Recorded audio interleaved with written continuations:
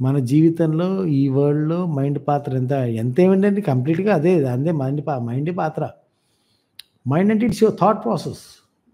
ఆలోచనల సమాహారం. మైండ్ అంటే ఏం లేదు ఆలోచనల సమాహారం. ఆలోచనలు ఇప్పుడు చూడండి మీరు ఆలోచనలను బట్టే మీ చర్యలు ఆధారపడి ఉంటాయి. ఆలోచనలు బట్టి మనకి ఒక ప్రణాళిక ఆధారపడి ఉంటుంది. Just see that. ఒక ఆలోచనను బట్టి మన ప్రణాళిక ఆధారపడి ఉంటుంది. ప్రణాళికను బట్టి మన యొక్క చర్యలు ఆధారపడి ఉంటాయి. మన చర్యలని బట్టి మన యొక్క ఫలితాలు ఆధారపడి ఉంటాయి. ఫలితాలను బట్టే మన జీవితం ఆధారపడి ఉంటుంది.